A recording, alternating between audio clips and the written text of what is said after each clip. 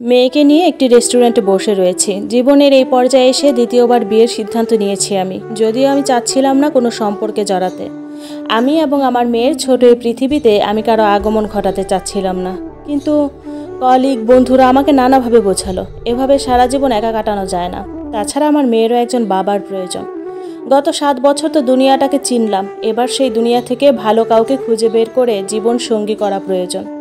অতঃপর আমারও মনে হলো আমার জীবনে কারো প্রয়োজন। সেজন্য আমার বান্ধবীর মাধ্যমে পাওয়া এক পাত্রের সঙ্গে আজ দেখা করতে আসলাম। পাত্রের পরিবার আমাকে দেখার পূর্বে আমার মনে হয় তার সঙ্গে আমার কিছু কথা বলে নেওয়া উচিত। সেই কথা মতো আমার বান্ধবী স্নেহা আজ আমার সঙ্গে ওই ভদ্রলোকের এখানে দেখা করার ব্যবস্থা করলো। যদিও ভদ্রলোক এখনো এসে পৌঁছালো না, যার জন্য আমি কিছুটা বিরক্ত হচ্ছিলাম। তবে বেশ কিছুক্ষণের মধ্যে ভদ্রলোক আসলেন। তিনি এসে আমাকে বললেন, আপনি মৌমিতা? জি। ভদ্রলোক আমার কথা শুনে খুশি হয়ে বসলেন। তিনি মিমিকে দেখে বললেন, আপনার মেয়ে? হ্যাঁ। ভদ্রলোক মিমির সঙ্গে কথা বলল। খুব অল্প সময় তার সঙ্গে ভাব জমালেন। আমার কাছে বিষয়টি খুবই ভালো লাগলো, তবে তেমন কিছু বললাম না। অতঃপর লোকটি মিমিকে তার ফোনে গেম খেলতে দিয়ে আমাকে বললেন, আমার নাম প্রীতম। সংক্ষেপে তার কাজ সম্পর্কে বললেন। আমি শান্ত হয়ে শুনলাম। তারপর বললাম, আপনি অবিবাহিত হয়ে আমার মতো একজন বিবাহিত এক বাচ্চার মায়ের সঙ্গে বিয়ের কথা আগাতে চাচ্ছেন কেন?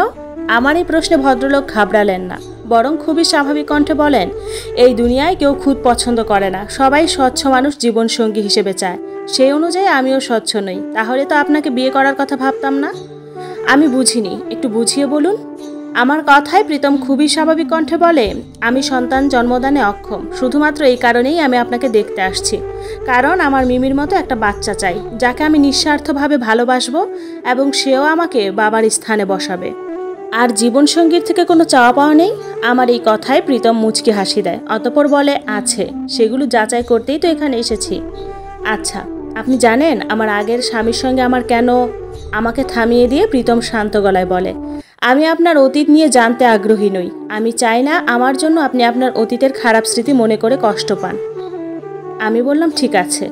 আমি এটা বলে চুপ করে গেলাম। অতঃপর আমাদের মাঝে টুকটাক কথা হলো। বেশিরভাগ কথা ভদ্রলোক বললেন। কথা শুনে মানুষটিকে খারাপ মনে হলো না, কিন্তু কথায় বলে দুষ্টু লোকের মিষ্টি কথা। সেজন্য বিদায়ের সময় প্রীতম আমাকে বিয়ে করতে সম্মতি জানালেও আমি বললাম আমি আমার মত পরে জানাবো।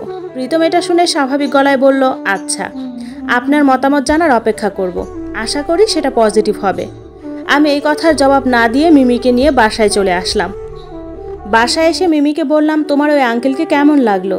খুব ভালো, সে আমার সঙ্গে কত গল্প করলো, খেললো, আমার খুবই ভালো লেগেছে। আমার মেয়ের ভালো লাগার কথা শুনে আমি কিছুটা খুশি হলাম। রাতের বেলা মিমিকে বুকে নিয়ে শুয়ে আছি। মিমি ঘুমে মগ্ন, তবে আমার চোখে ঘুম নেই। আমার চোখে শুধু অতীতের সেই স্মৃতিগুলো ভেসে উঠছে। রায়ানের সঙ্গে সেদিনের তর্কের পর আমি পরবর্তী দিন আমার শাশুড়িকে ডেকে পাঠাই। শাশুড়ি মা এসে আমাকে বোঝানোর চেষ্টা করে, বলে, পুরুষ মানুষের যখন রেগে থাকে তখন বউদের একটু শান্ত থাকতে হয়। তুমি সব সময় ওর সাথে ঝগড়া করো কেন? একটু শান্তভাবে সবটা ম্যানেজ করার চেষ্টা করো। কিভাবে করবো মা?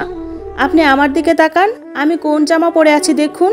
গত 1.5 বছরে আপনি আমাকে কিছু জামা উপহার না দিলে আজ আমাকে জামা ছাড়া থাকতে হতো। এমন তো নয় যে আপনার ছেলে গরিব, কিন্তু তাও সে আমার প্রতি উদাসীন। নিজের স্ত্রী সন্তানের থেকে তার কাছে ভাবি সন্তান মূল্যবান। কিন্তু কেন? আমার এই কথা শুনে শাশুড়ি মা চুপ করে যায়, সে কথা বলে না। আমি খুবই কঠিন গলায় এবার বলি, আপনি আমার থেকে কিছু লুকাচ্ছেন তাই না মা? এই পরিবার সবার আড়ালে অন্য কিছু চলে। আমার মুখে এই কথা শুনে শাশুড়ি মা বলে, ছি বৌমা, তুমি এসব কি বলছো? তুমি ওদের ভাই বোনের সম্পর্ককে অন্য কিছু ভাবছো? আমার শাশুড়ি মা কথাটি বললেও তার কথায় তেমন জোর ছিল না। সে কথাটি খুবই থতমত খেয়ে বলেন। আমি শান্ত গলায় বললাম, চোখের সামনে সব দেখা যাচ্ছে মা। আর হ্যাঁ, এবার হয়তো আপনি আপনার ছেলের মতো আমাকেই হিংসুটে আমার মানসিকতা খারাপ এটাই বলতে চাচ্ছেন। আসলেই তাই। কোন স্ত্রী এসব সহ্য করবে এবং স্বাভাবিকভাবে নিবে বলেন? আমার শাশুড়ি মা কোনো কথা না বলে ঘরে চলে যান। সেদিন রাতে আমি রায়ানের সবচেয়ে বড় সত্যি সম্পর্কে জানতে পারি। রাতে শাশুড়ি মা রায়ানের গালে একটি থাপ্পড় বসিয়ে দিয়ে বলেন, নিজের স্ত্রী সন্তানের কথা না ভেবে পরের স্ত্রী নিয়ে এত ভাবলে বউয়ের তো রাগ হবেই। আবার তুই নিজেকে ভোলা ভালা প্রমাণ করতে তার চরিত্র নিয়ে কথা বলছিস? তোর এই কথা বলতে একটুও লজ্জা করছে না? লজ্জা করবে কেন? এটাই তো সত্যি। তোমার বউ তো সারাদিন বলে আমি তাকে ভালোবাসি না। আমি যদি তাকে ভালো না বাসি, তার কাছে না থাকি, তাহলে তার পেটে সন্তান আসলো কিভাবে? কার অবৈধ বাচ্চা পেটে ধরেছে? নিজের স্বামীর মুখে নিজের সম্পর্কে এমন কথা শুনে আমি পুরো হতভম্ব হয়ে গেলাম। তবে আমাকে সেই কথার প্রতিবাদ করতে হয়নি। আমার হয়ে শাশুড়ি মা প্রতিবাদ করেন, যার ফলে মা ছেলের মধ্যে তর্ক বেঁধে যায়। তর্কের এক পর্যায়ে আমার শাশুড়ি বলে, ওই নষ্ট মেয়ের কথা ভেবে তুই নিজের স্ত্রী সন্তানকে কষ্ট দিচ্ছিস, নিজের সন্তানকে অবৈধ বলছিস। ছি! এই কথা শুনে রায়ান তার মায়ের গায়ে হাত তুলতে যায়। সে বলে, একদম ময়না সম্পর্কে বাজে কথা বলবে না। ময়না হলো তার ভাবির নাম। তাদের এই কথা কাটাকাটির মাধ্যমে আমি জানতে পারি আমার ধারণাই সত্যি। আমার স্বামী আমার বিয়ের আগে থেকে তার ভাবির সঙ্গে খারাপ সম্পর্কে জড়িত। আমার ভাসুর আগে বিদেশ ছিল, সেই সময় তাদের মাঝে সম্পর্ক হয়।